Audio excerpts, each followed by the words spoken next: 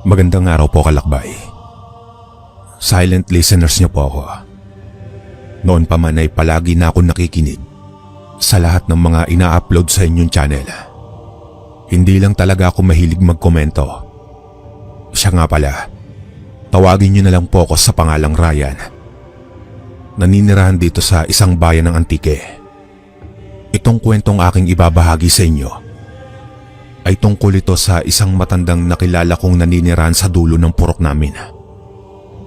Dekada 90. Bagong salta pa lamang ang matandang si Mang Bong sa lugar namin. Nang mga panahong iyon ay binatilyo pa lamang ako. Mahilig akong gumala sa kagubatan para manguha ng mga ligaw na pananim kasama ang mga kaibigan ko noon.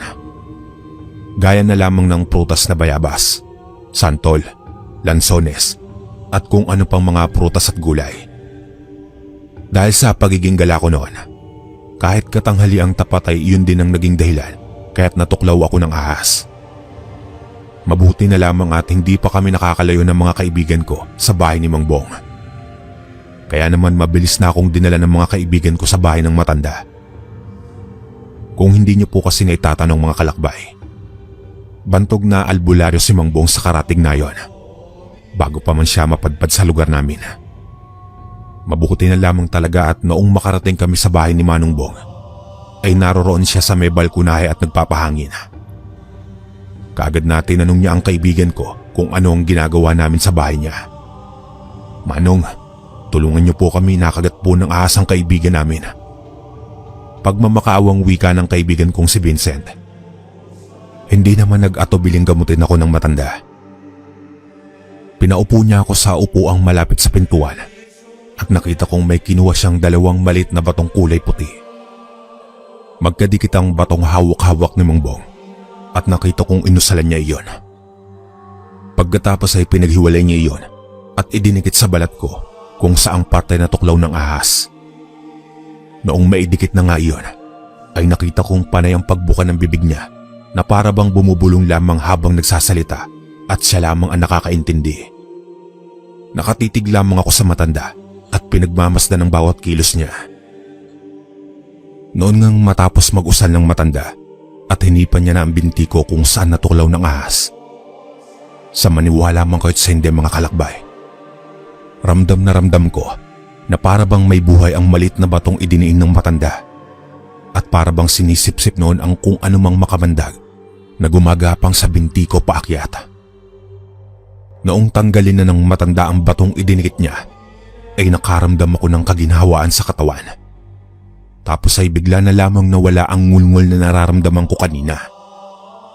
Kaya't ganun na lamang ang pagtataka ko kung ano ang ginawa ng matanda sa akin. Tinanong ko siya kung paano niya naalis ang sakit na nararamdaman ko at bakit ganun kabilis. Sinabi niya namang sa pamamagitan ng bato o mong idinikit niya sa binti ko, ay sinipsip noon ang kamandag ng ahas na unti-unti nang kumakalat sa katawan ko. Anya pa, mabuti na lamang at nadala kaagad ako sa bahay.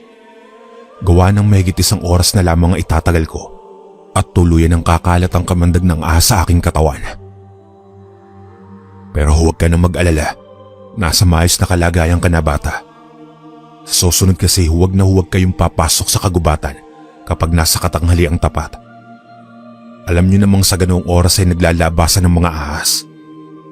Wika sa amin ni Mang Bong at pagkatapos ay may iniabot siya sa aking basong may laman tubig.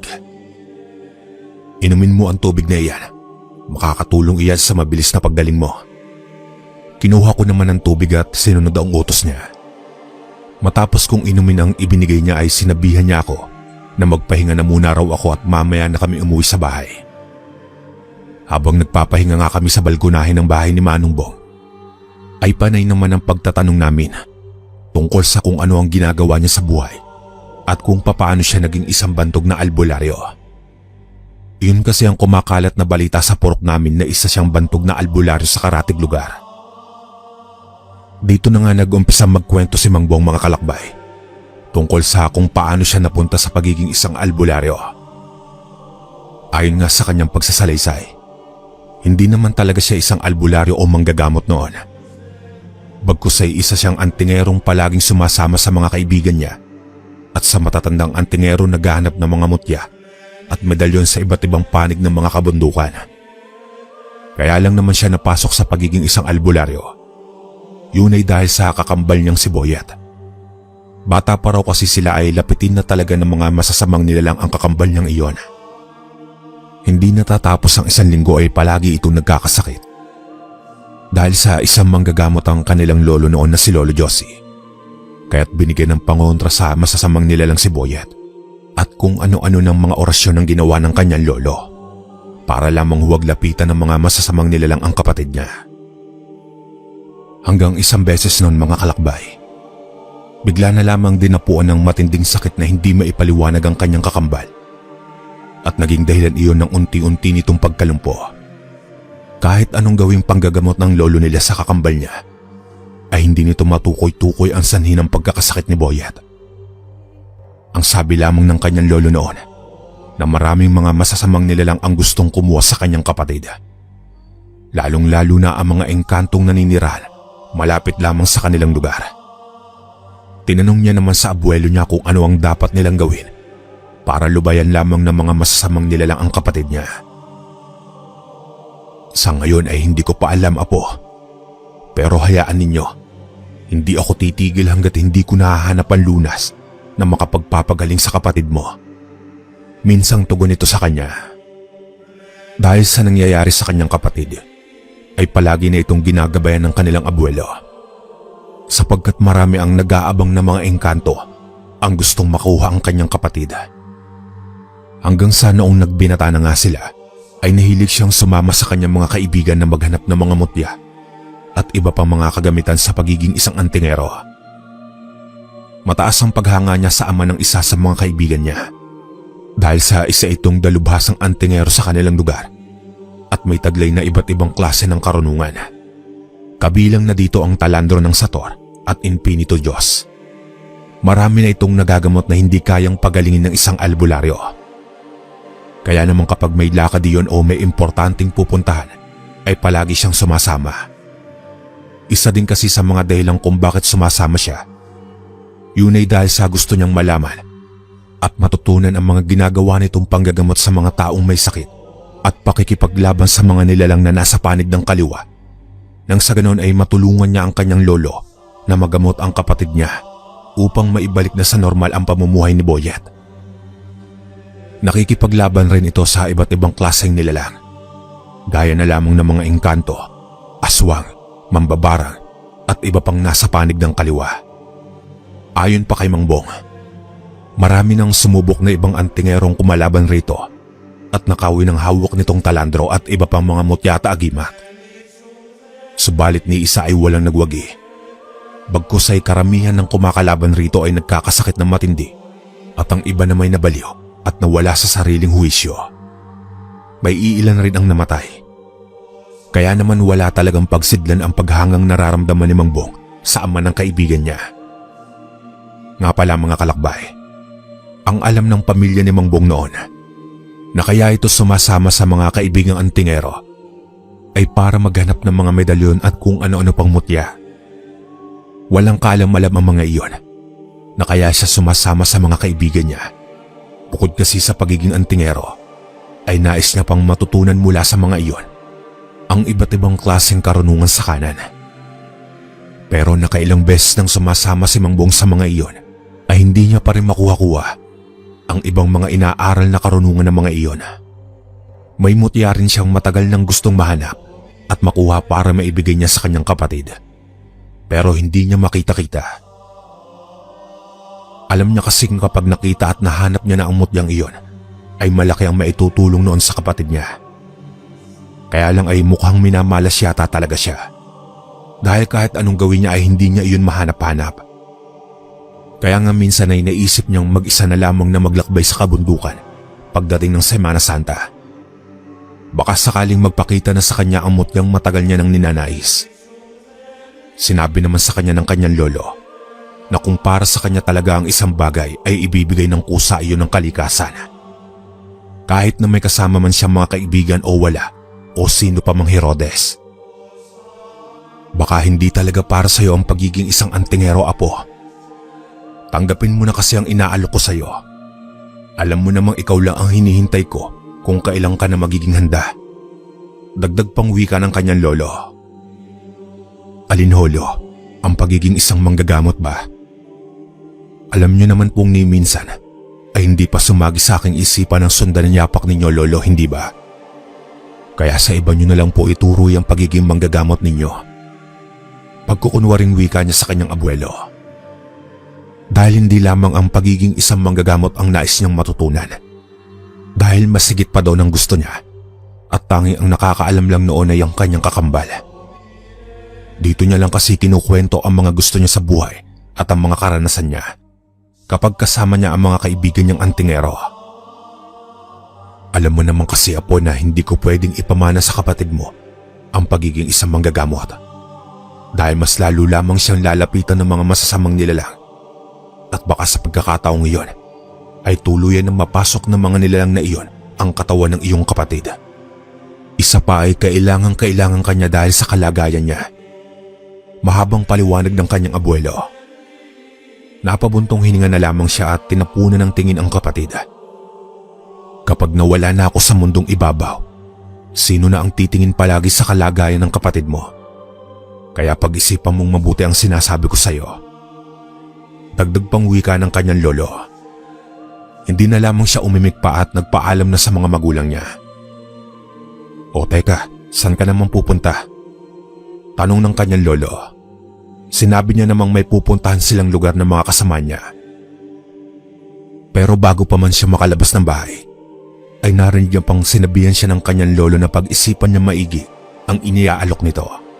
At dapat pagkabalik niya sa bahay nila ay may sagot na siya. Tumango naman siya sa kanyang abuelo at pagkatapos ay umalis na. Sa paglipas ng ilang sandali ay narating niya na ang bahay ng kanyang kaibigang si Ruben. Pagkarating niya ay agaran na naman silang umalis. Dahil may pupuntahang importanteng tao raw ang ama ng kaibigan niya at kinakailangang hindi sila mahuli ng dating. Ngunit bago pa man sila umalis, ay may iniabot sa kanya ang ama ng kaibigan niya. Napakunot noo siya nagtataka at nagtanong kung ano ang bagay na iniabot nito sa kanya. Matagal-tagal na kitang kasama palagi, Bong. At batid kong nararapat na mapa sa iyo ang isa sa mga pinakaiingatan kong gamit. Wika ng ama ni Ruben. Napatangan na lamang ako nang makita kong iniabot sa akin ni Mang Erning ang isang panyong kulay pula. Maraming mga nakaukit at nakasulat na mga lingwahe doon. Napatingin naman ako sa kaibigan ko si Ruben at maraming katanungan ang mga bumagabag sa isipan ko. Malapad ang pagkakangiti ng kaibigan ko at nagwikang, huwag kong tanggihan ang bagay na iniaalok ng kanyang ama. Matapos niyang magsalita ay muli kong binalingan si Mang Erning at tinanggap na nga ang talandor ng atardar na binigay nito. Sigurado po ba kayo na sa akin niyo po talaga ipagkakaloob ang mahalagang kagamitang pinakaiingatan niyo po? Tanong ko kay Mang Erning at hindi pa rin makapaniwala. Noon ngang mahawakan ko ang talandro ay nakaramdam ako ng kakaibang lakas na naging dahilan kung bakit panandali ang nangapalang batok at mukha ko. Hindi ako maaaring magkamali, Bong. Sa'yo talaga ipinagkaloob ng may kapal ang talandrong iyan. Kaya't sana ay pakaingatan mo ang bagay na iyan. Wika ni Mang Erning. Labis naman ang kagalakan na naramdaman ko matapos kong mahawakan yung talandro. Halika rito, Bong, lumapit ka sa akin at lumuhod ka. Wika pa ni Mang Erning. Kaagad naman akong lumapit at sumunod sa utos ng matanda. Naramdaman kong nag-usal si Mang Erning at iniihip sa ulo ko. Hudyat iyon na tuluyan niya nang isinalin sa akin ang talandrong pinakaiingatan niya. Alam kong may dahilan kung bakit ikaw ang pinili niyan. Kaya't ingatan mo at gamitin mo sa kabutihan.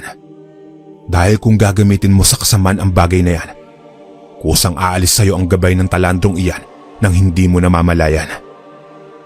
Turan pa ng matanda sa kanya matapos siyang usalan ng orasyon. Tara na, umalis na tayo. Paniguradong kanina pa tayo hinihintay ng iba pa nating mga kasamahan. Wika pa ng ama ni Ruben. Kaagad na nga silang umalis at naglakbay na papunta sa lugar ng kaibigan ni Mang Erning. Sa paglipas ng mga oras ay narating na nila ang bahay ng kaibigan nito. Habang naghihintay sila sa kaibigan ni Mang Erning na nag-aasikaso ng mga kagamitan nila para sa paglalakbay, ay bigla na lamang may lalaking nakalupaypay ang isinugod sa bahay ng kaibigan ni Mang Erning. Gulat na gulat pa siya nang makita niyang dilat na dilat ang lalaking isinugod sa bahay kung saan sila naroroon. Pero sa hindi maipaliwanag na dahilan, ay bigla niyang naramdaman ng isang malakas na engkanto ang dumali sa lalaking kasalukuyang nakaratay sa mahabang upuan. Maya-maya pa ay bigla na lamang iyong sumuka, at nang titigan niya ang mga isinusuka ng lalaki, ay nakita niya mga bulok na iyon na pagkaing inaamag na, at mayroong mga uod at insektong maliliit na walang tigil na nagsisipagdalawan.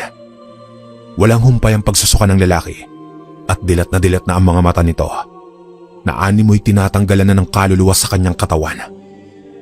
Ayon pa kay Mang Bong, agaran ng kumuha ng libreta ang kaibigan ni Mang Erning at kaagad na nagusal. Hinawak-hawakan nito ang lalaki at tinapik-tapik ito. Matapos niya na idiniinan nito ang sikmura ng lalaki at may medalyong inilapat roon.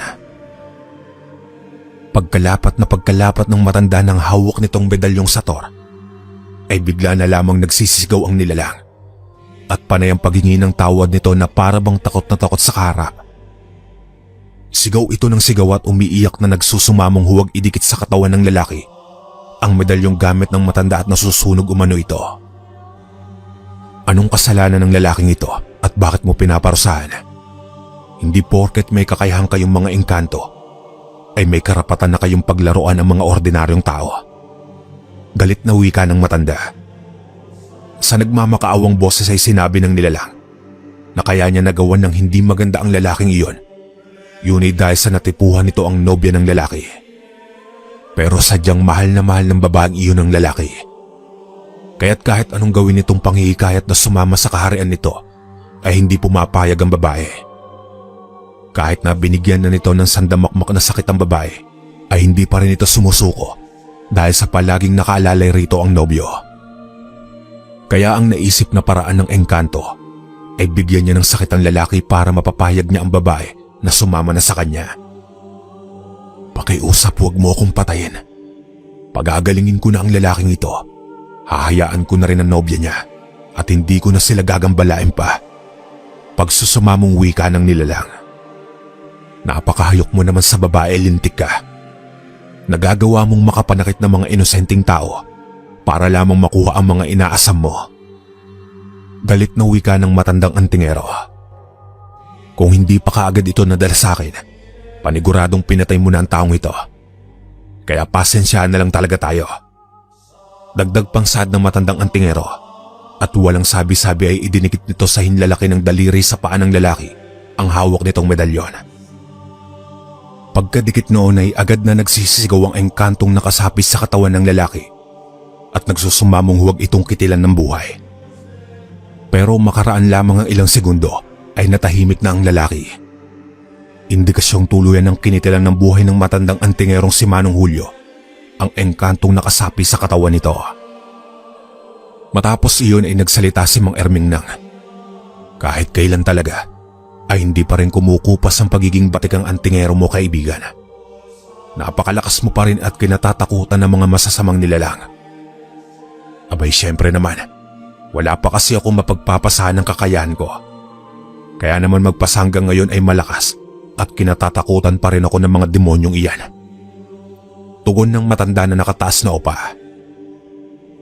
Bakit? Wala ka bang napupusuang halili sa iyo sa mga anak mo? Tanong ni Mang Erning. Sunod-sunod na umiling ang matandang antingero at nagwikang. Wala ni isa sa mga anak niya ay may gustong manahin ng kanyang kakayahan. Ang gusto kasi ng mga anak niya ay mamuhay ng normal at walang kinakalabang masasamang tao o nilalang. Napabuntong hininga naman si Mang Erning at nagsabing hayaan na at baka sa mga susunod na araw ay bigla na lamang magbago ang isip ng isa sa mga anak nito.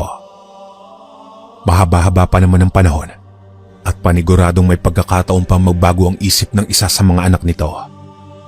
O siya, sige na. Iuwi niyo na ang lalaking iyan at naalis ko na ang marka ng engkanto para hindi na balikan ng iba pang kasama ng nilalang na iyon ang lalaking yan. Huwag na rin kayong mag-alala. dahil kinitilang ko na ng buhay ang engkantong may salarin ng pagkakasakit niyan. Saad ng antingerong si Manong Julio. Iuwi niyo na yan dahil may importante pa kaming lalakarin. Huwag kayong mag-alala dahil bukas na bukas ay magaling na ang lalaking yan. Dagdag pa nitong Saad. Pinagtulungan na ngang buhatin ng mag-asawa ang lalaking medyo nanghihina pa at nagpasalamat sa matandang antingero. Matapos nga ang mga pangyayaring iyon ay lumakad na nga silang mga grupo ng antingero. Binaybay nila ang liblib na lugar para umakyat sa kabundukan para muli na naman maghanap ng mga mutya. Habang naglalakad nga sila, ay panay ang kwentuhan nila tungkol sa nangyaring gamutan sa bahay ng antingerong si Manong Julio. Hangang-hanga si Mang Bong sa ginawa ng matanda dahil walang kahirap-hirap na kinitilan nito ng buhay ang nilalang na iyon. Kapag isa ka ng albularyong antingero, Bong, dapat ay matapang ka at walang inuurungan laban.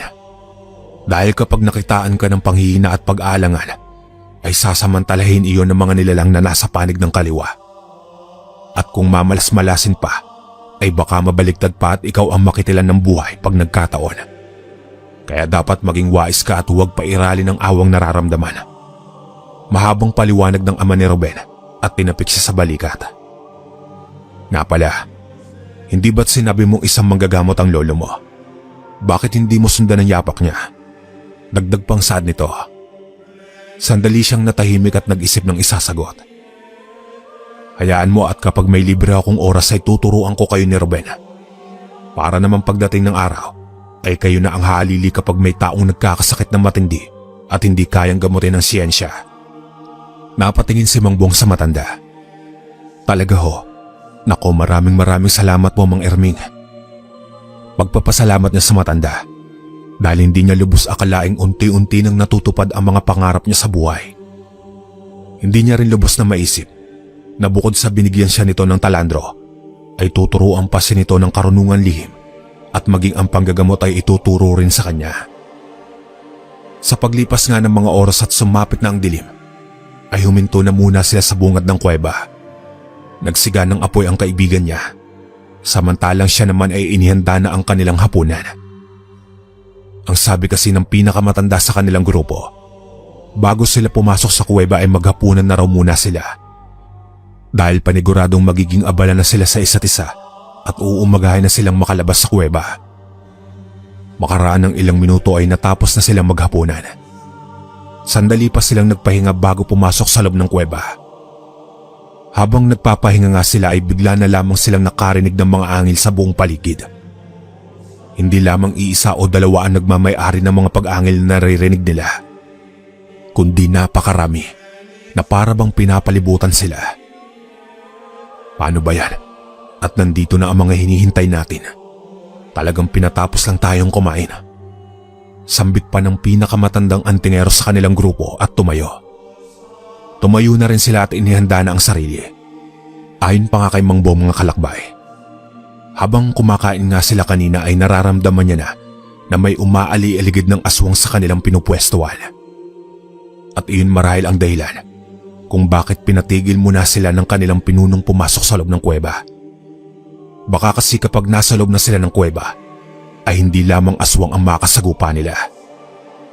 Dahil alam naman nilang maraming iba't ibang klaseng nilalang ang naninirahan sa loob ng kuweba.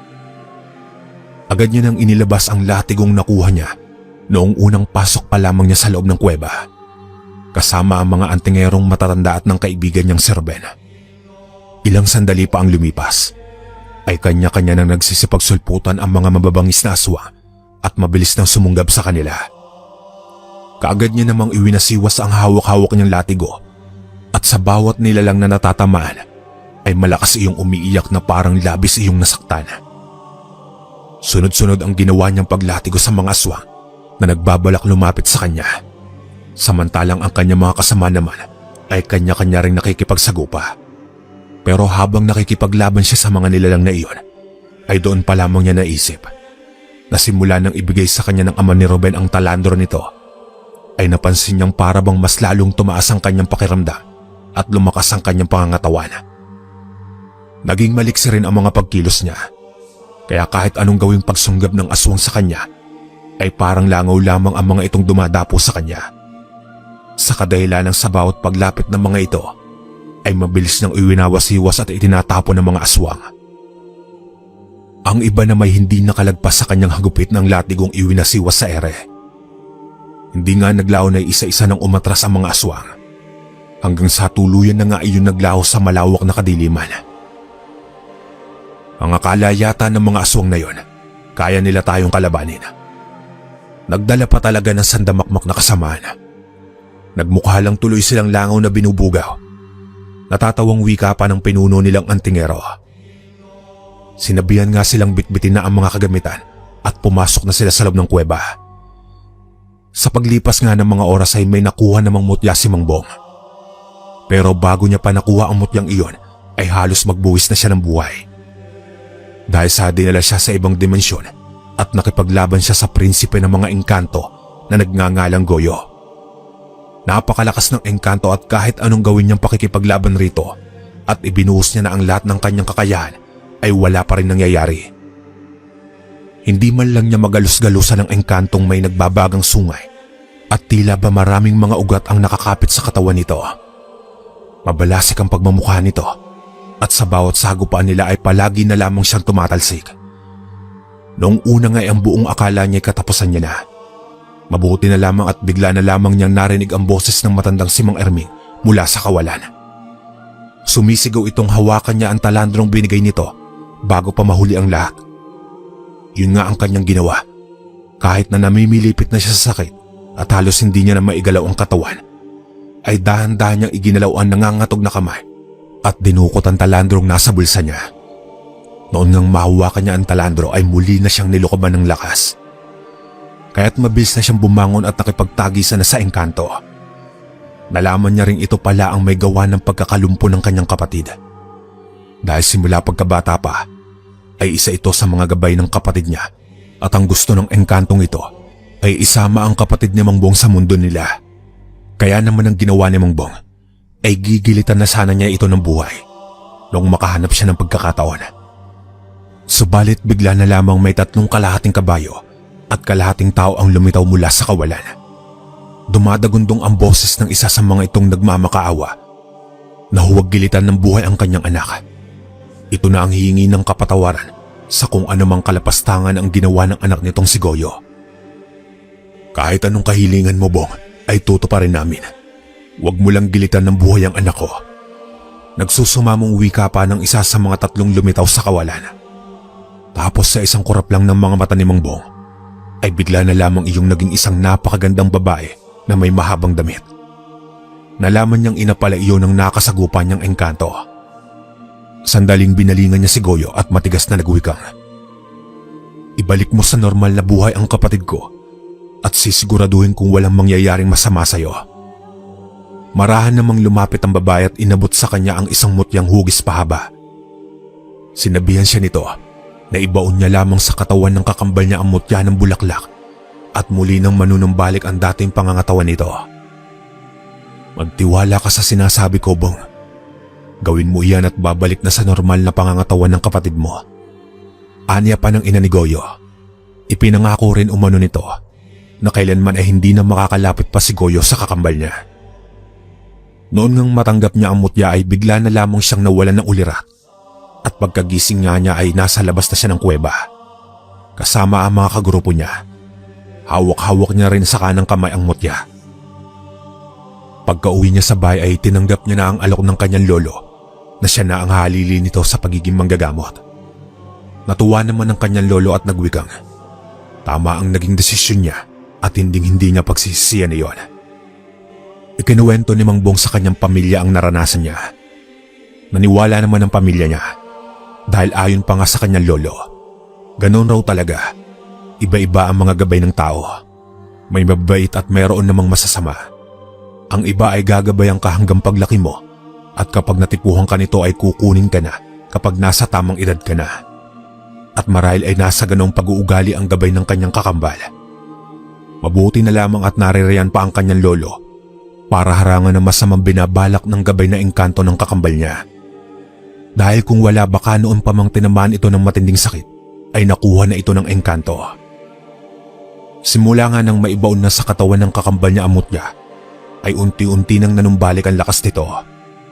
Tinuturuan na rin siya ng kanyang lolo sa pagiging manggagamot at maging ang ama ni Robel ay tinuruan rin siya ng mga malalalim na karunungan. Matapos ngang maikwento sa amin ni Mang Bong ang istorya ng buhay niya, ay hindi ko na iwasang humanga kalakbay. Kaya naman ibinahagi ko rito sa inyong channel ang kanyang karanasan. Dito ko natatapusin ang kwento. Maraming salamat.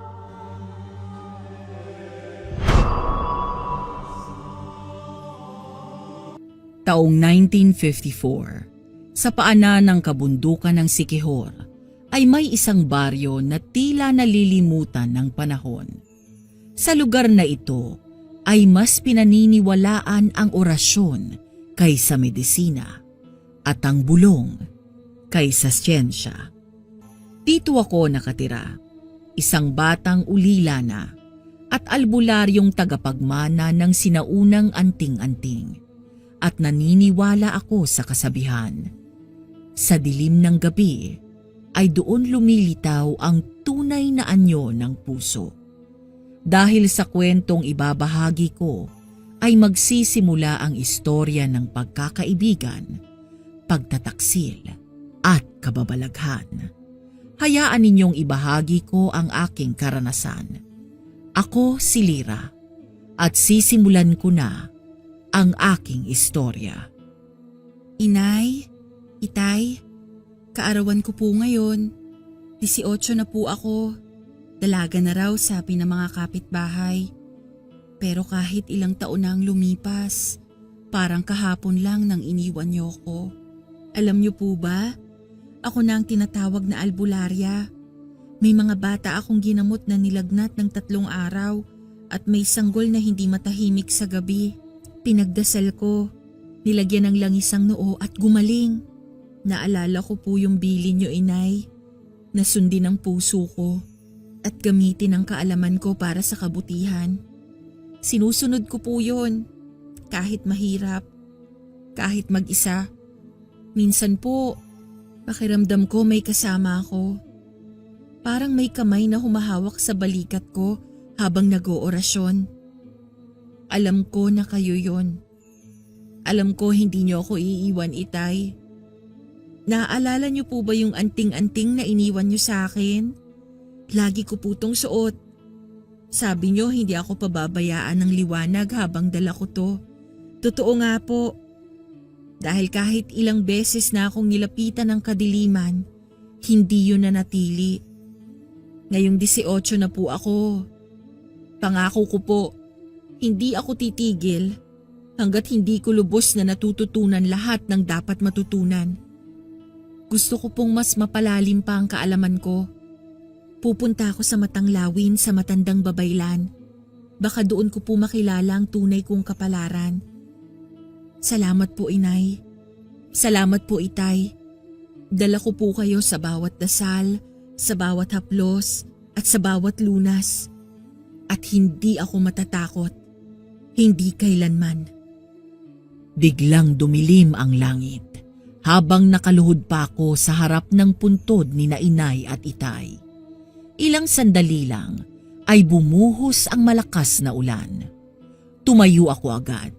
Hawak-hawak ang basket ko ng halamang gamot. Pasensya na po, Inay, Itay. Babalik na lang ako bukas. Bulong ko habang tumatakbo palayo. At habang binabaybay ko ang makitid na daan pauwi, ay lalo pang lumakas ang ulan. Nagiging putik na ang lupa at dumudulas ang bawat hakbang ko. Hindi ko na malayang nalilihis na pala ako ng daan. Puro kakahuyan na ang paligid. Sumisigaw ako, pero walang sumasagot. Maya-maya ay nadulas ako sa isang basang ugat at tuloy-tuloy akong nahulog. Ah! Sigaw ko habang lumulutang sa hangin at walang mahawakan. Pagbagsak ko ay bigla na lang akong nakaramdam ng sakit sa likod. Tumama ang ulo ko sa bato. Pagdilat ko ay puro dilim, tahimik. Wala akong marinig, wala akong maramdaman, at unti-unti dumilim ang lahat. Hoy! Hoy! Hoy, gising na! O dakilang dalagang nalaglag! Huwag mong sabihin gusto mong manatiling gulay dito habang buhay. Ha? Nasaan ako? Sino ka? Aba, salamat naman at gising ka na. Akala ko'y ginusto mo maging palaka. 1 pulgada pa sa kaliwa. Baka nabasag na yung makinis mong noo. Sino ka? Bakit ako nandito? Anong lugar to? Ako si Tibon, ang pinakagwapo, pinakamakisig, at pinakamatalinong nilalang sa mundo na hindi mo pa nalalaman. At narito ka sa lungga ko. Palasyo ko. Duwende ka ba? Duwende? Aba, parang mababa yata ang tingin mo sa akin. Hindi lang basta duwende. Isa akong tagapangalaga ng kakahuyan. At kung tutuusin, ay mas matanda pa ako sa punong nyog na kinakaykay mo kanina. Ngayon, ikaw naman. Ikaw si Lira. Paano mo alam ang pangalan ko? Lira, ang anak ni Lucia at Mateo. Albularyang bata pa lamang ay may kakayahang marinig ang mga nilala na hindi nakikita ng karaniwang mata. Tama ba ako? Oo, pero hindi pa ako kailanman nakakausap ng kagaya mo. Paano mo ako nakilala? Aba matagal na kitang minamasdan. Simula pa nang tinuruan ka ni Inay Lucia kung paano kumilala ng halamang gamot. Madalas kang magsindi ng insenso tuwing gabi, di ba? Aaminin ko, minsan naliligo ako sa usok niyan. Ang sarap sa pakiramdam. Hindi ka ba masamang nilalang? Masama? Tignan mo nga tong pagmumukha kong pangbinata. Sa tinami-dami ng pwedeng iligtas ay ikaw pa. Kung gusto kitang saktan, di sana tinapon na lang kita sa ilog ng mga ulupong. Pasensya ka na ha. Nabigla lang ako. Hindi ko inakalang may tutulong sa akin. Kasi naman sa bangin ka dumaan. Sino bang dalagang tumatawid sa kagubatan sa gitna ng bagyo at kaarawan pa niya? Hindi ko rin alam. Siguro gusto ko lang sanang makausap ang mga magulang ko. Pero mukhang may ibang plano ang kapalaran. Aba, oo. At ang planong yon ay makilala mo ko. At huwag kang mag-alala. Hindi ko sinasayang ang oras ko sa kahit sino. May dahilan kung bakit tayo nagkita, Lira. At may gulo na paparating. Malaking gulo. Anong gulo? Isang dating kaibigan. Isang lalaking isinumpa. At isang inang hindi natutong magmahal. Bakit parang alam mo na ang mga susunod? Kasi Lira, hindi lang ako tagapagtanggol ng kagubatan. Ako rin ang tagapagbantay ng iyong kapalaran. Naguguluhan man ako noon, ay mabilis na napalagay ang loob ko kay Tibon. May kung anong kakaibang init at aliw ang presensya niya, na para bang matagal ko na siyang kilala. Mula nang magising ako sa kanyang kuweba, ay hindi na siya nawala sa tabi ko. Lagi ko na siyang kasakasama sa panggagamot, sa pagtitimpla ng mga halamang gamot at sa pag-orasyon. Pero ako lang ang nakakakita sa kanya. Sa mata ng iba ay nag-iisa ako. Ngunit ang totoo ay may isang maliit, ngunit makulit na kaibigang laging nakaalalay sa akin. Si Tibon, ang lihim kong kakampi sa mundong puno ng hiwaga. Tibon, bakit ba parang mas marami kang alam kesa sa matatandang albularyo sa baryo? May mga orasyon kang binibigkas na ngayon ko lang narinig. Ay aba, dapat lang.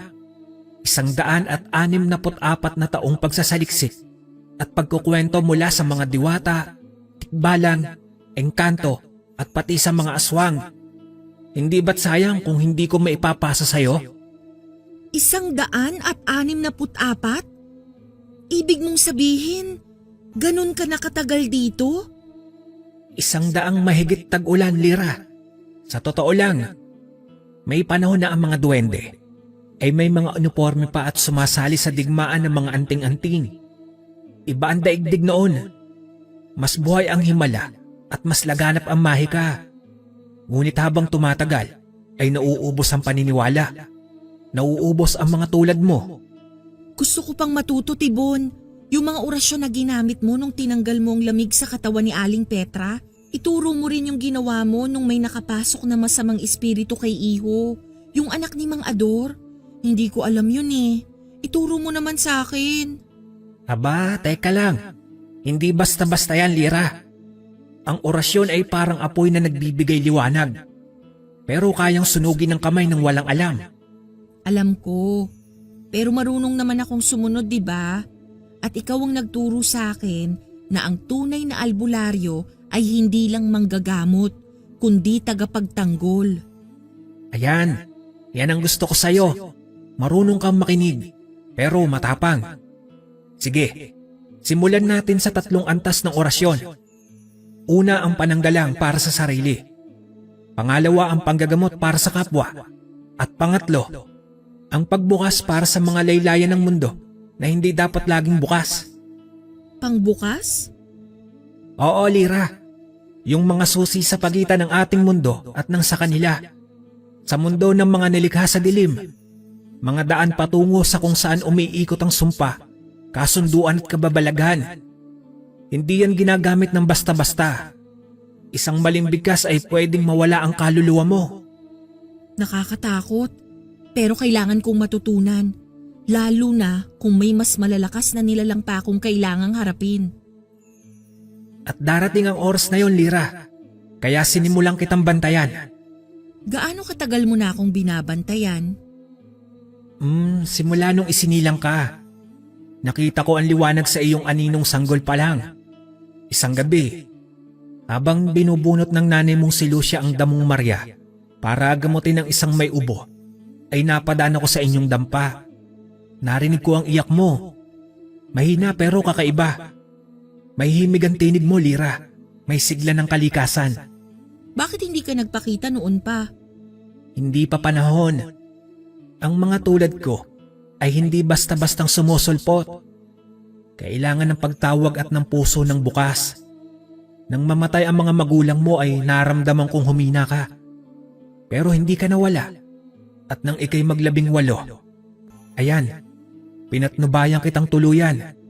Sakto pa, nahulog ka pa sa bangin. Literal na pagbagsak. Pero simula rin iyon ng pag-akyat. Napakadrama mo talaga. Pero totoo nga, simula noon, iba na ang takbo ng mundo ko.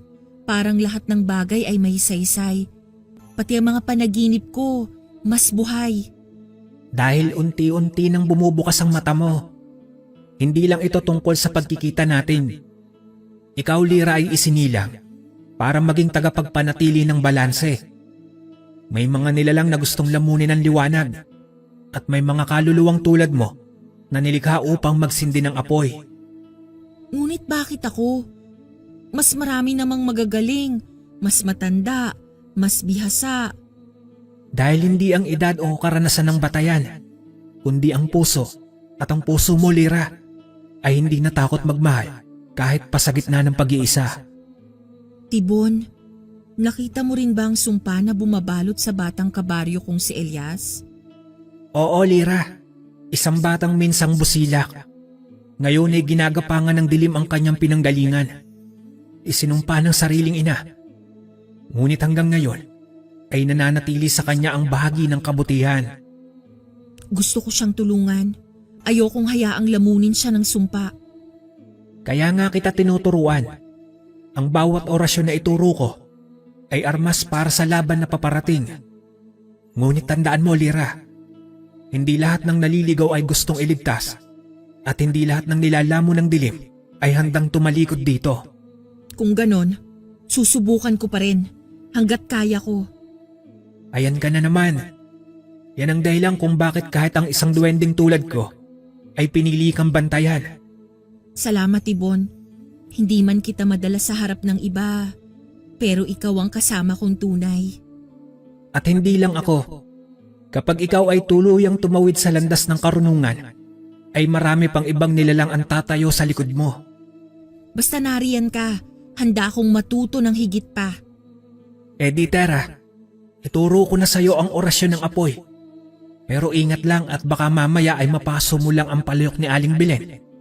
Tapos, pag pinagalitan ka, ako na naman ang pagbibintangan.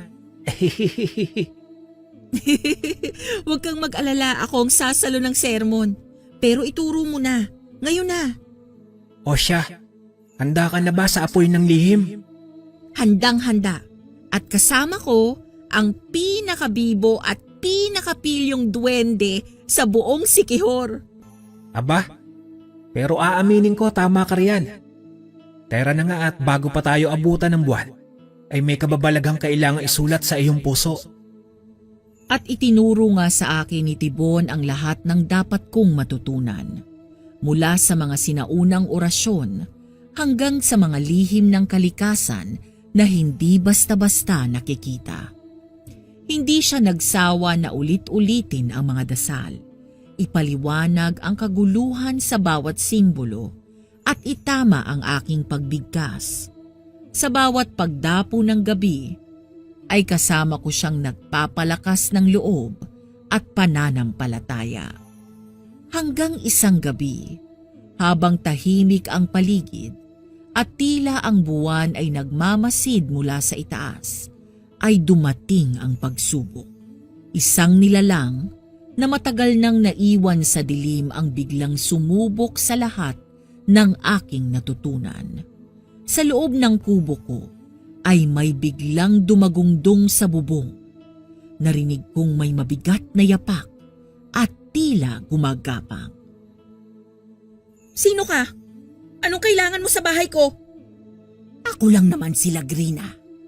At ikaw pala si Lira, ang albularyang alaga ng duwende. Matagal na kitang pinagmamasdan. Magaling ka raw.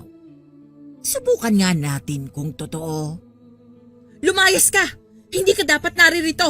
Hindi mo alam ang pinapasok mong laban. Bakit? May laban ba kung alam mong matatalo ka? Sa ngalan ng liwanag at lakas ng mga ninuno, ako'y humihiling ng pananggalang. Ang sinumpang bibig ko pa rin pala. Pero kulang, bata. Kulang! Biglang sumiklab ang itim na usok sa palibot. Kumalat ang amoy ng bulok na laman. Naglaho ang liwanag ng gasera. Isang sigaw ang binitawan ko. Hindi ako papayag! Baliwala ang kapangyarihan ko kay Lagrina dahil tila hindi siya tinatablan. At sa isang pagsugod lamang niya, sa hindi maintindihang dahilan, ay nanghina ako at parang nauubos ang lahat ng lakas sa aking katawan. Bumagsak ako sa lupa, nanginginig, habang unti-unting lumalabo ang aking paningin.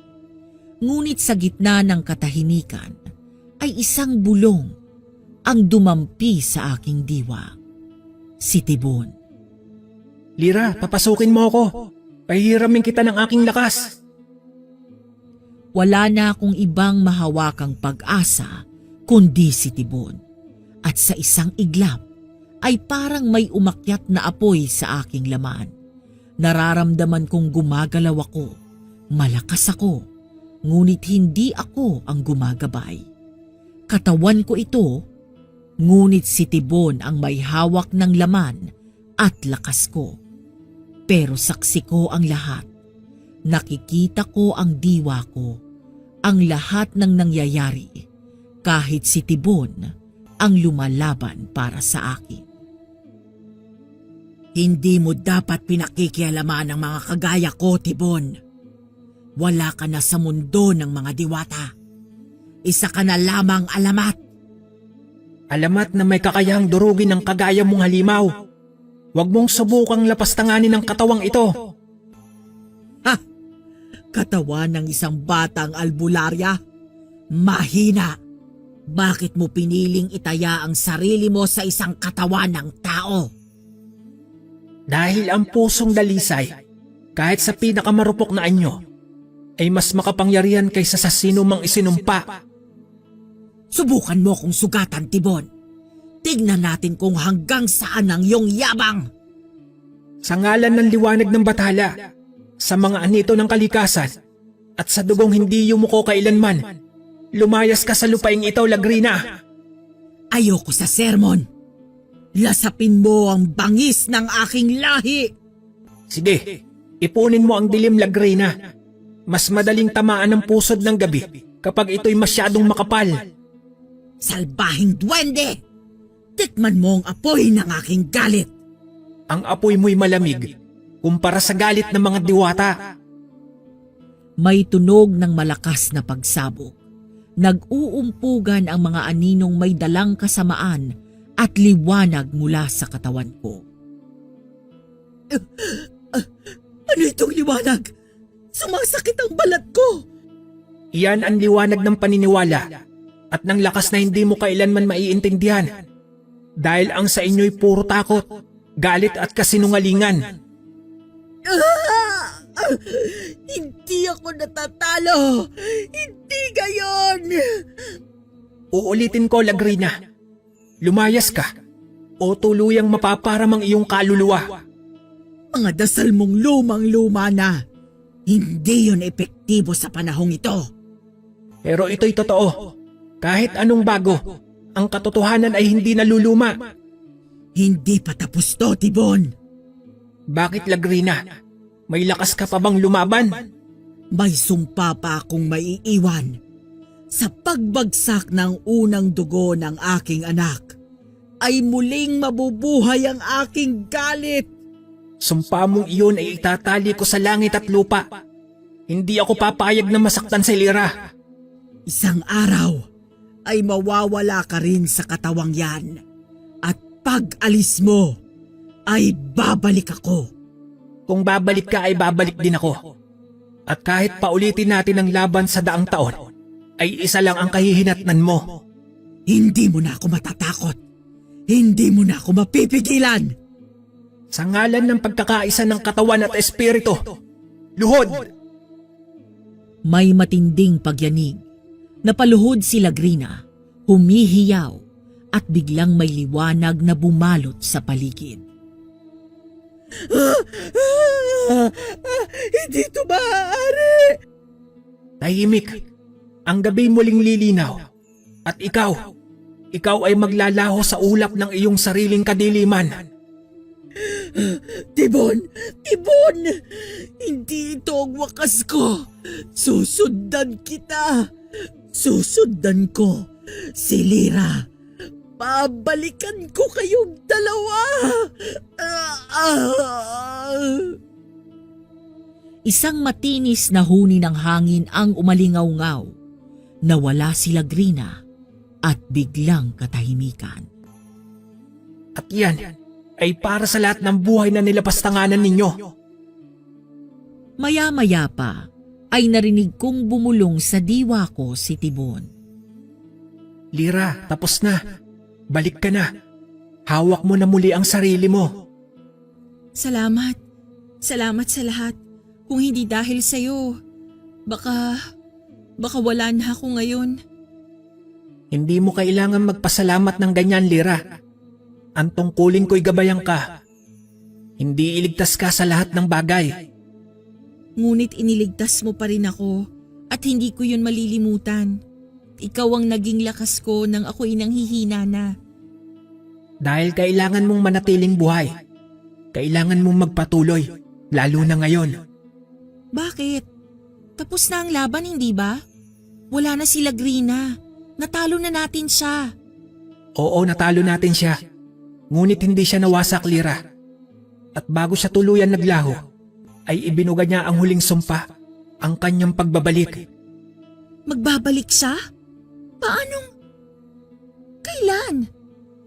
Hindi ko alam ang araw. Ngunit sigurado kung darating iyon. Ang sumpay binitiwan na at ang dilim ay nag-ugat na sa paligid. Paano ako maghahanda? Kung sa unang pagsubok halos hindi ko na kinaya, paano ko haharapin ang pagbabalik niya? Una, kailangan mong malaman kung bakit ka nanghina. Doon tayo magsisimula. Oo, yun ang tanong ko simulat sa poll. Bakit? Bakit kahit lahat ng orasyon at gamit ko'y dala, Bigla akong nagiging parang walang silbi. Si Lagrina, may kakayahan siyang linlangin ang sarili mong kakayahan. Isa yung sinaunang itim na karunungan na tinatawag na kalinlang. Ang pagsasalamin ng kahinaan sa loob ng iyong lakas. Pagsasalamin ng kahinaan? Oo, Lira. Habang nananalig ka sa taglay mong lakas, ay pinapakita niya sa iyo ang duda. Ginugulo niya ang loob mo at pinapahina ang pananalig mo sa sarili. At kapag bumigay ka, doon siya sumisingit. Kaya pala, habang naglalaban kami, parang unti-unting nawawala ang tiwala ko sa sarili. Parang narinig ko ang boses ng takot at pagdududa. Ngunit akala ko ako lang yun. Hindi. Iyon ang kanyang kapangyarihan. Hindi ka mahina, Lira. Nililinlang ka lang ng takot na hindi iyo. At paano ko yun malalabanan sa susunod? Sa pamamagitan ng kabuuang pananalig. Hindi sa akin. Hindi sa mga anting o orasyon. Kundi sa sarili mong puso. Mas mahirap pala ang labang panloob kesa sa pisikal. Totoo. Ang pinakamatinding digmaan ay sa loob ng puso't isipan. Kung hindi mo mapagtatagumpayan iyon, kahit gaano ka pakalakas sa labas, matatalo't matatalo ka. Tibon, manatili ka pa sana. Turuan mo pa ako. Hindi ko pa alam ang lahat. Hindi ako maaaring palagi sa loob mo. Tapos na ang layunin ko roon. Ang katawan mo ay para sa'yo lamang. Ngunit paano kung bumalik si Lagrina at ako'y hindi pa handa? Handa ka, Lira. Hindi mo lang alam. At kung sakali mang kailanganin mo ko, tawagin mo ko sa pamamagitan ng puso mo, hindi ng bibig mo. Tawagin ka ng puso ko? Ang diwang nagtitiwala ay mas malakas pa sa daang-daang dasal. Kung totoo ang panawagan ay maririnig kita kahit saan. Hindi ko alam kung kakayanin kong harapin ang dilim ng mag-isa. Hindi mo kailangan mag-isa. Marami kang matutulungan pa. At sa bawat isa na maililigtas mo, doon mo matatagpuan ang sarili mong lakas. Ngunit kung hindi na kita makikita, paano ko malalaman kung tama ang ginagawa ko? Makikita mo iyon sa epekto ng iyong gawa. Kung ang isang batay gumaling, kung ang isang inay napangiti at kung ang isang amay muling nakabangon, yun ang tanda na nasa tama kang landas.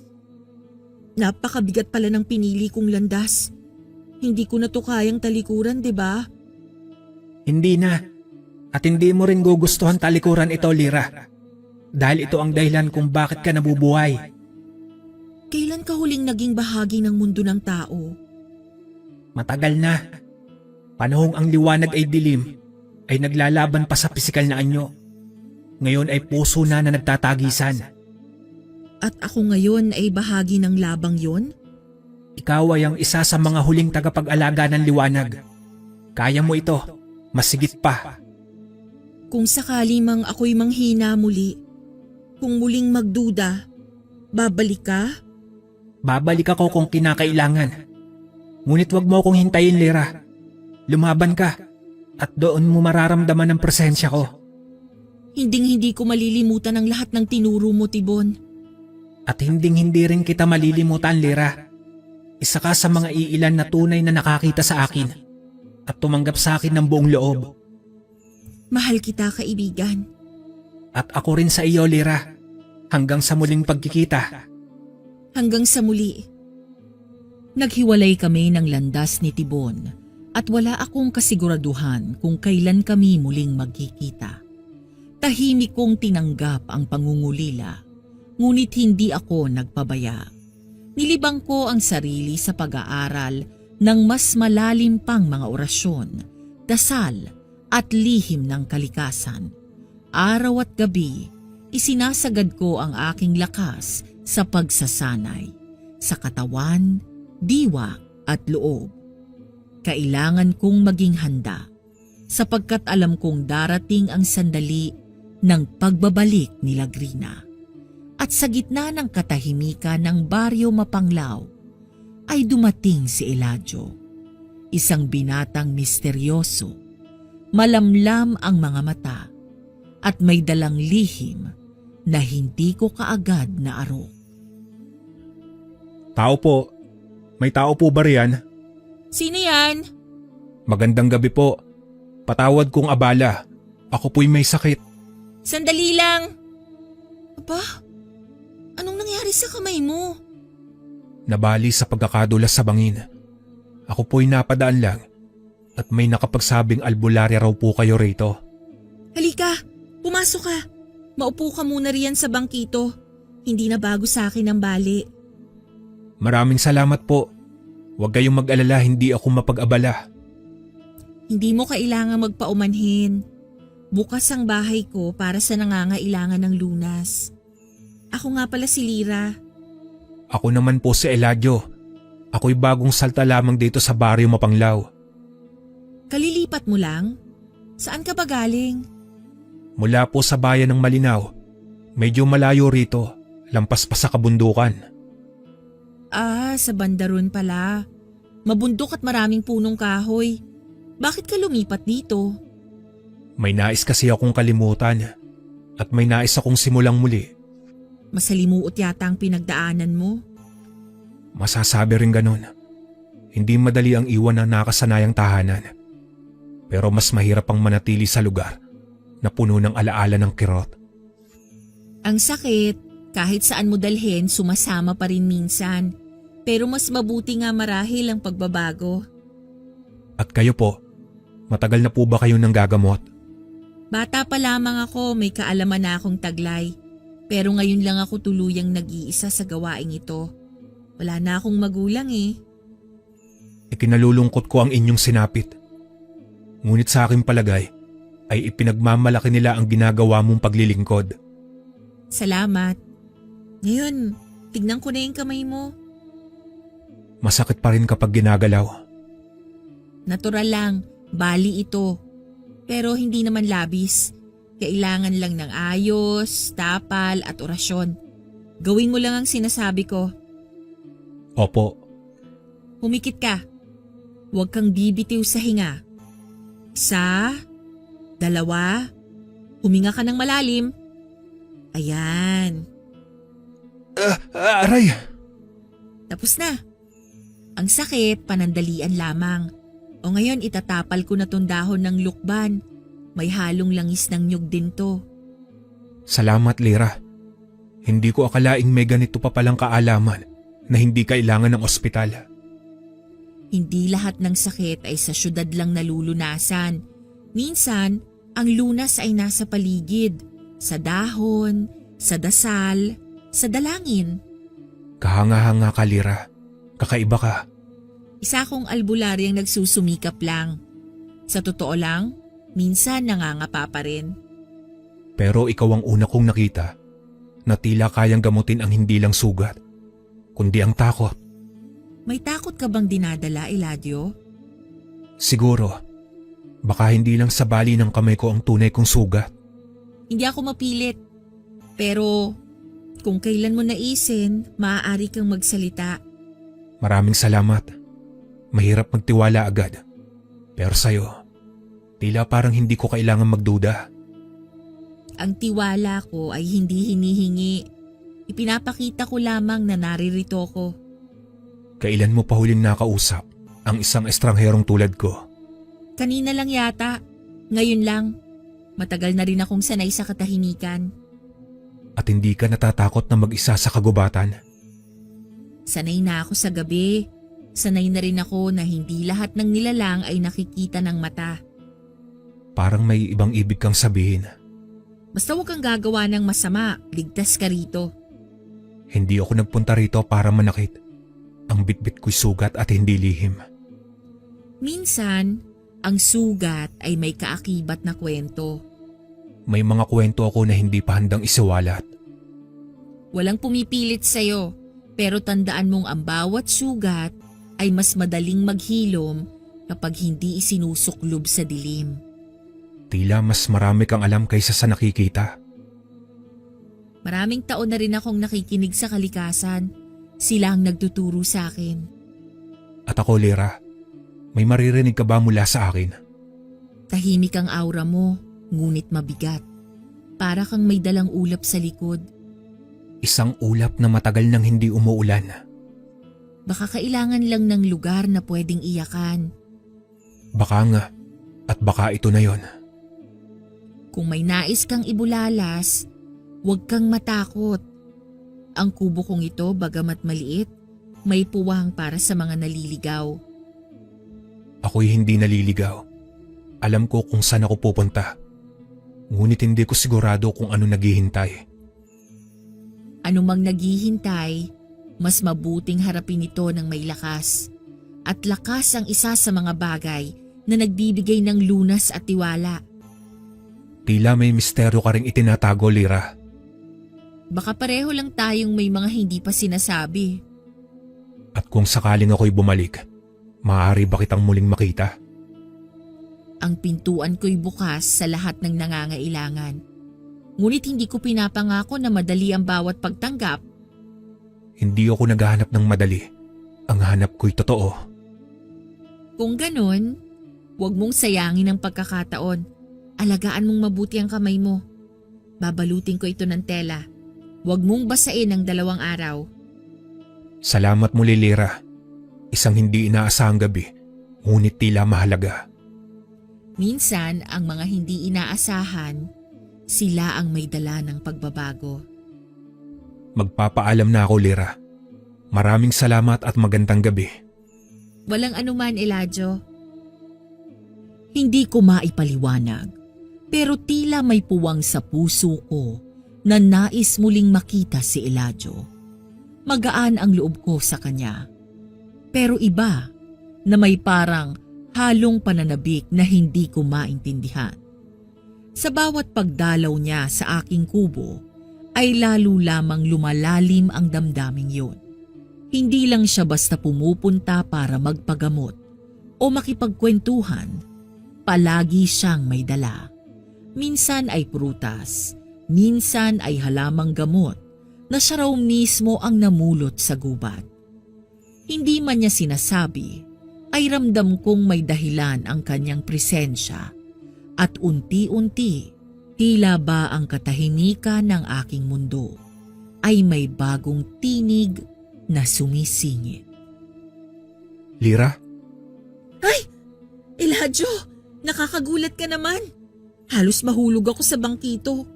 Ano ginagawa mo rito? Pasensya ka na, Lira. Hindi ko sinasadya na gulatin ka. Napadaan lang ako at naisipang daanan ka dito. Napadaan? Nang ganitong oras? May kailangan ka ba? Wala naman. Gusto ko lang sanang makausap ka. Elijah, ilang beses ka nang dumadaan dito. Minsan may dala kang prutas, minsan halamang gamot. Ngayon wala kang dala pero gusto mo lang makausap ako? Oo, Lira. Gusto lang kitang makita at makausap. Elijah, diretsuhin mo nga ako. Ano ba talaga ang pakay mo sa pagpunta mo rito? Lira, sa totoo lang, gusto kita. Ha? Anong ibig mong sabihin? Gusto kita, Lira. Hindi lang bilang albularya o kaibigan. May nararamdaman ako para sa'yo. Elijah, hindi ko alam ang sasabihin ko. Hindi mo kailangang sumagot ngayon. Gusto ko lang malaman mo ang nararamdaman ko. Pero hindi ko rin naitago ang nararamdaman ko para kay Elijah. Sa mga mata niya, sa mga ngiti niyang palihim, at sa bawat araw na dumadaan siyang tila walang hinihingi, kundi ang aking presensya, ay unti-unting natibag ang pader sa puso kong matagal nang nakatayo. Kaya't sa mismong gabi ng kanyang pag-amin, ay hindi ko na napigilan ang sarili kong aminin din ang itinatago kong pag-ibig para sa kanya. Wala nang dahilan upang ikubli pa. Sa wakas ay pinili kong buksan ang puso ko at sa kanyang mga mata ay nakita ko rin ang matagal ko nang hinahanap, ang pag-unawa at pagmamahal. At kasabay ng umusbong naming relasyon ay ang mga balitang nangangamatay na ang mga hayop, nawawalang bata at mga buntis na natatagpuang wakwak na ang tiyan. Magandang araw sa'yo, Lira. Elijah? Anong ginagawa mo rito? Napadaan lang ako. Nais kitang makita. Pasensya ka na, Elijah. Abala ako sa pagsasanay. Wala muna akong maibibigay na oras para sa iyo ngayon. Naiintindihan ko. Pero tila balisa ka. May problema ba, Lira? May kumakalat na balita sa baryo. May mga nawawala.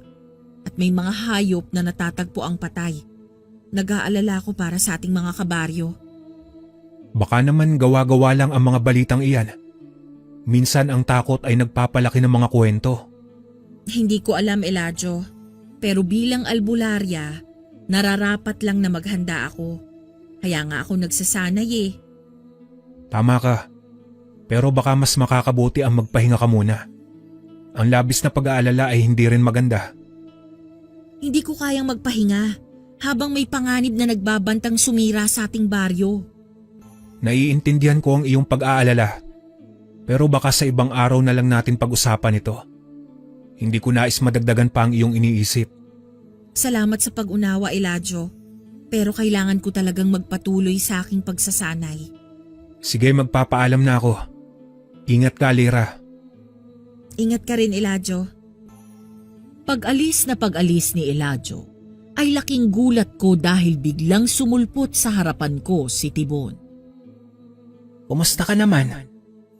Tibon! Ikaw ba yan? Oo, ako nga ito, Lira. Masaya akong makita ka. Pero bakit bigla kang sumulpot? Hindi naman kita tinawag. Ramdam kong may panganib na bumabalot sa'yo. Hindi ko pa matukoy kung ano, pero naramdaman kong kailangan kitang makita. Panganib? Anong ibig mong sabihin? Hindi ko pa masabi ng tiyak. Ngunit may kakaibang enerhiya sa paligid mo. Sino ba ang kasama mo kanina? Si Elijah. Nobyo ko siya. Nobyo mo? May nararamdaman akong kakaiba sa kanya. Kakaiba? Si Elijah? Mabait siya at palaging nariyan para sa akin. Nako, wala akong masabi sa taong yon. Hindi ko sinasabing masama siya. Ngunit may aura siya na hindi ko maipaliwanag. Parang may tinatago. Tibon, baka naman nagkakamali ka lang. Hindi mo pa siya kilala. Tama ka. Hindi ko pa siya kilala. Ngunit ang pakiramdam ko ay hindi basta-basta. Maging maingat ka, Lira. Salamat sa pag-aalala, Tibon. Pero siguro mas mabuting mag-ensayo na lang tayo ngayon. Kailangan kong pagbutihin ang aking kakayahan. Kung iyan ang nais mo, Lira. Pero huwag mong kalimutan ang babala ko. Hindi ko kakalimutan, Tibon. Salamat sa pagdating mo. Palagi akong nandito para sa iyo, Lira. Handa na akong magsimula ng ating pagsasanay. Labis ang aking pagtataka nang biglang sumulpot si Tibon. Gayong hindi ko naman siya tinawag. Pero tulad ng sinabi niya na ramdam niyang nasa panganib ako, ay hindi ko na maiwasan ang mag-isip kung ano bang panganib ang tinutukoy niya. At hindi ko inaasahan ang sunod na mga nangyari. Lira, kailangan nating mag-usap.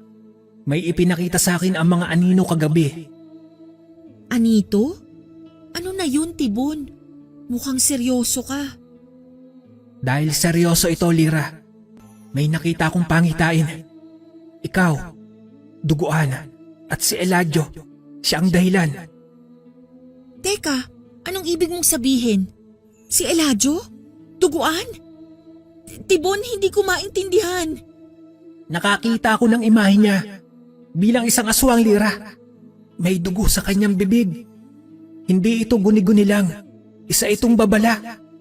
Tumigil ka nga, Tibon. Baka naman panaginip mo lang yan. Hindi ito panaginip. Maliwanag. Maaliwalas ang larawan.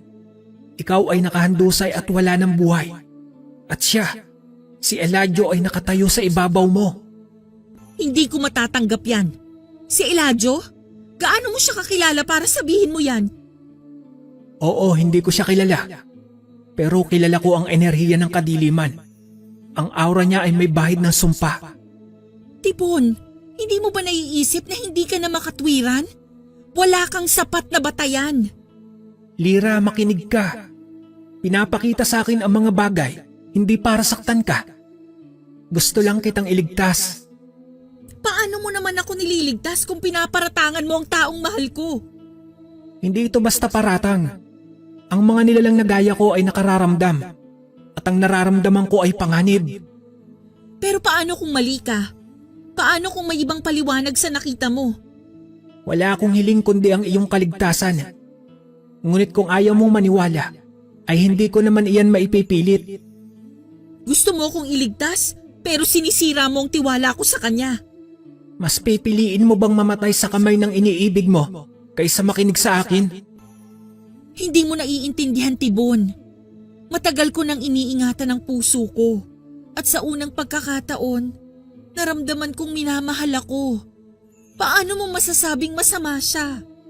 Ang pagmamahal na nababalutan ng kasinungalingan ay hindi tunay na pag-ibig. Isang panlilin lang. At paano mo natiyak na hindi ang takot mo ang nagdidikta ng pangitain mo? Dahil nakita ko, Lira, ang mga mata ko ay hindi basta-basta. Ang anito ang nagpakita. Hindi ito bunga ng damdamin. Pero wala kang patunay. Hindi sapat ang isang pangitain para sirain ang lahat ng meron kami. Kung hindi sapat ang pangitain, ay ano ang kailangan mo? Mamatay ka sa harap ko?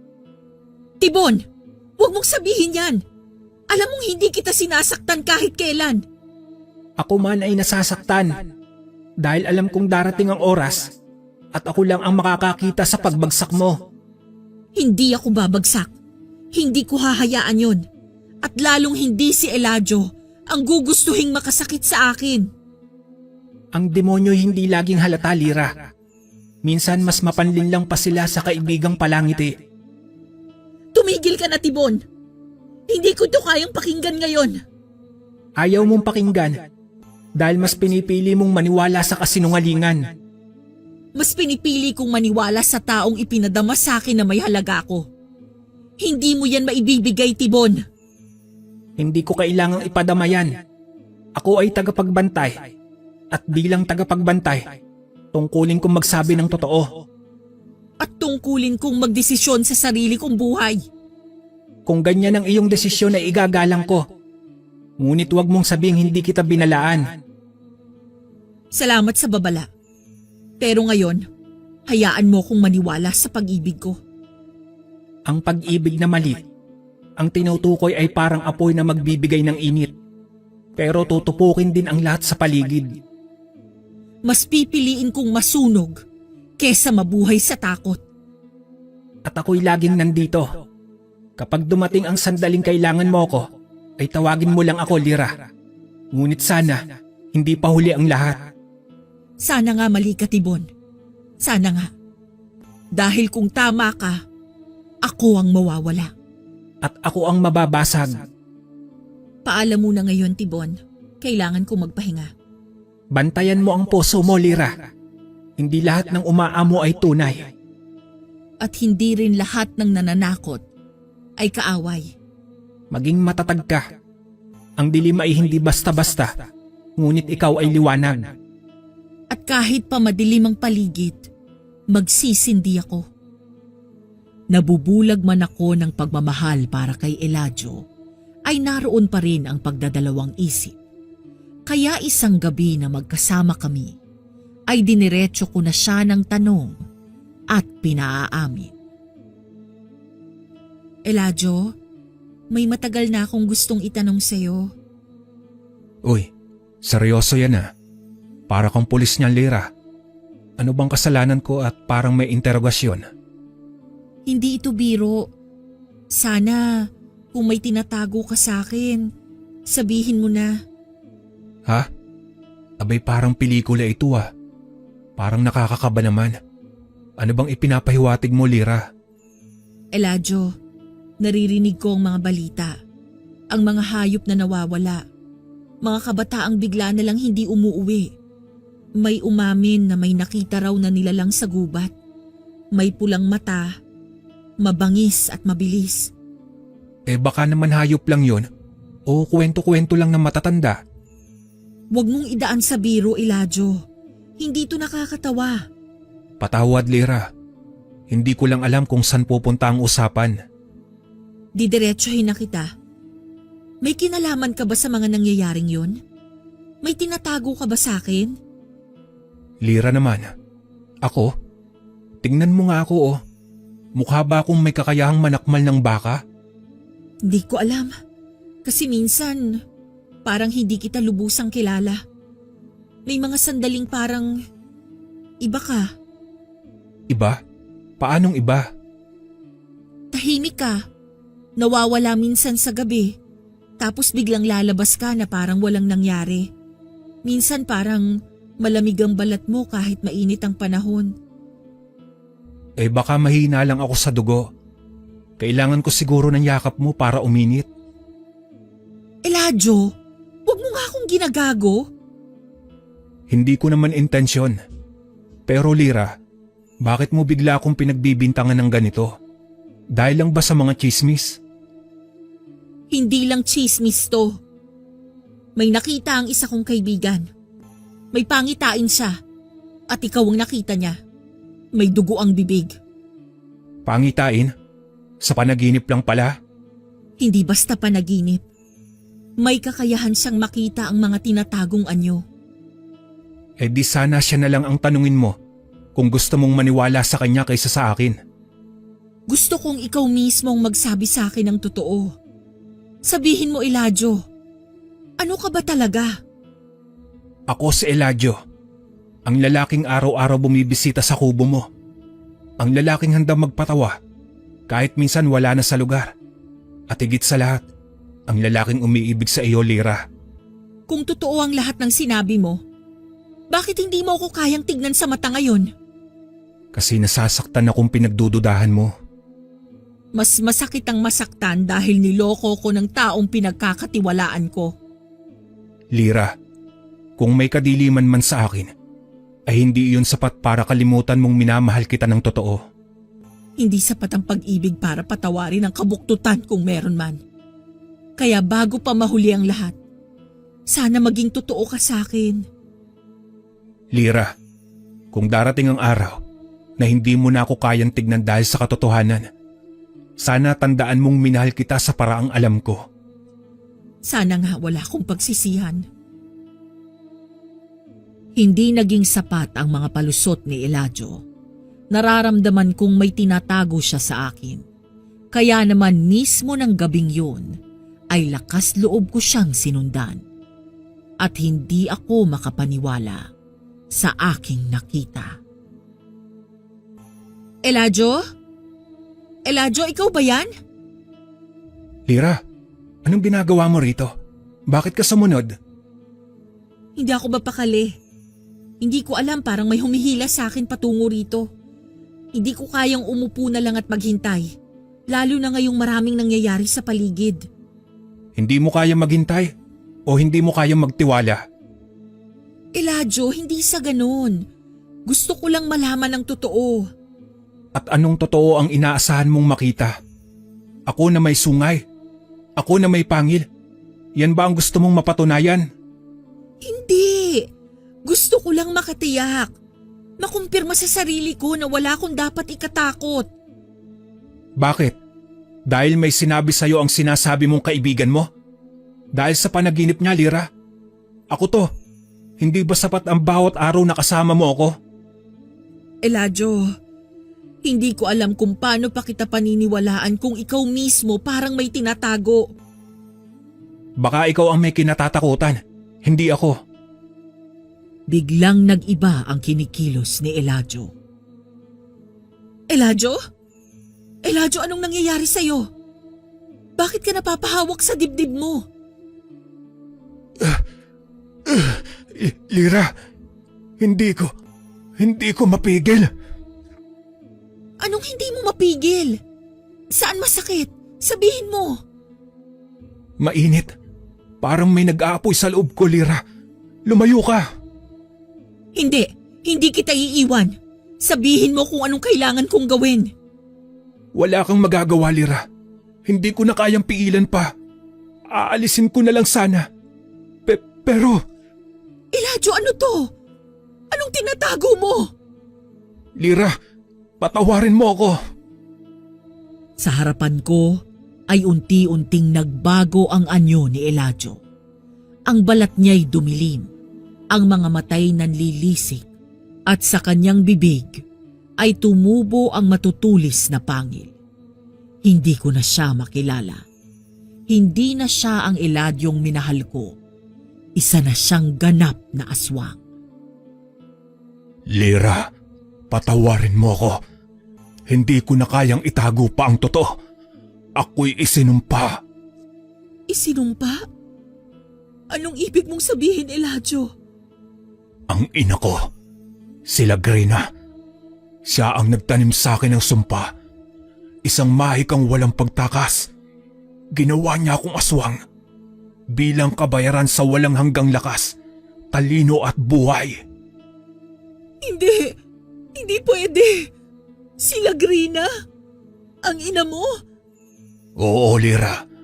At sa simula ay tinanggap ko. Pero mula nang makilala kita, mula nang maramdaman ko ang pag-ibig, gusto ko nang takasan ng sumpa. Bakit hindi mo sinabi sa akin noon pa? Sinubukan kong lumayo. Pero tuwing lumalayo ako, ay hinahatak niya ako pabalik gamit ang itim na mahika. Siyang tunay. Anak kong Suwail. Ina, tigilan mo na. Ayoko na sa sumpa mong ito. Wala kang layang pumili, Elijah. Ako ang may likha ng buhay mo. Hindi mo na ako makokontrol ulit. Nagtagisa ng mahika at lakas ang mag-ina. Humahampas sa paligid ang enerhiya. Napaatras ako at nanlaki ang mga mata. Para kay Lira lalaban ako. Dapat kang magdusa, anak kong traidor. Hindi mo siya pagmamayari, Lagrina. May karapatan siyang pumili ng sarili niyang kapalaran. Lira, lumayo ka na. Ako na lang. Ako na lang ang tatapos ng lahat ng ito. Mas pipiliin mong mamatay kaysa manatiling makapangyarihan? Napakabobo mo, anak. Hindi bobo ang magmahal. Mas pipiliin kong mamatay bilang tao kaysa mabuhay bilang halimaw. Itinaas ni Lagrina ang mga kamay at sumiklab ang itim na apoy. Tinamaan si Elijah sa dibdib. Elijah! Huwag kang susuko! Lira, gamitin mo ang anting-anting. Gamitin mo ang kaluluwa ko. Hindi ko kaya. Kaya mo, Lira. Ikaw lang ang makakabali ng sumpa. Napapikit ako. Pinagdikit ang anting-anting at ginamit ang kalahati nito. Sumiklab ang liwanag habang humigop ng lakas mula sa kaluluwa ni Elijah. Anong ginagawa mo? Hindi!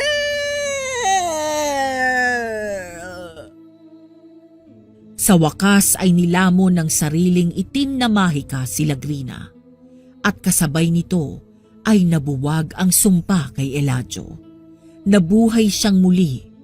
Hindi na isang halimaw, kundi isang karaniwang tao. Wala na siyang lakas, ngunit mas maliwanag ang kanyang mga mata. Masaya ko siyang sinalubong. Wala nang takot, purong pag-asa. Elijah! Buhay ka! Buhay ka nga ba talaga? Lira, ako ito. Wala na ang sumpa. Wala na siya. Ako'y isa na lamang karaniwang tao. Diyos ko, hindi ko akalain. Akala ko'y tuluyan ka nang nawala. Ako man ay akala ko'y tapos na ang lahat. Pero narito ako dahil sa'yo. Salamat sa pagbabalik mo. Sa pagpili mong maging tao para sa atin. Walang halaga ang kapangyarihan kung wala ka. Ngayong malaya ka na, simulan natin ang bagong buhay. Nagyakapan kaming dalawa ni Elijah nang biglang sumulpot si Tibon. Teka, baka kasalan na yan. Aba Tibon, ngayon ka lang? Nako, nagtampo ko ha. Kunwari pa. Alam ko namang kaya mo yun, kaya hindi ako nagpakita. Pinagkakatiwalaan kita, no? O siya Tibon, siya nga pala si Eladio. Eladio, si Tibon, ang kaibigan kong duwende at gabay ko. Maraming salamat sa'yo, Tibon. Kung hindi dahil sa'yo, baka hindi ko nakasama si Lira ngayon. Ay nako, basta alagaan mo yung si Lira. Kung hindi, magpakita ako sa panaginip mo. Nagtawanan kami noon. Ako, si Eladio at si Tibon na parang mga batang nakatakas sa panganib ng mundo. Isa yung gabing hindi ko kailanman malilimutan. Mula noon ay mas naging payapa ang aming buhay. Si Tibon ay unti-unting bihirang magpakita hanggang sa dumating ang panahon na tuluyan na siyang hindi bumalik. Hindi ko siya tinawag sapagkat ramdam kong gusto niyang bigyang daan ang bagong yugto ng aming buhay. Makalipas ang 1 buwan, pagkatapos ng kasal, ay nagkaanak kami ni Eladio. 2, parehong malalakas at malulusog. Patuloy kong ipinasa ang aking kaalaman bilang antingera at sa bawat lunas at orasyon ay nararamdaman ko pa rin ang gabay ni Tibon. Wala na siyang boses na naririnig ko, pero ang kanyang presensya ay buhay sa alaala, sa hangin at sa bawat dasal ng paggaling. Nabuhay kami ni Eladio ng masaya, puno ng pag-ibig at pag-asa, na sa kabila ng dilim, ang liwanag ay laging magwawagi. Naway nagustuhan ninyo ang aking istorya. Lubos na gumagalang, Lira.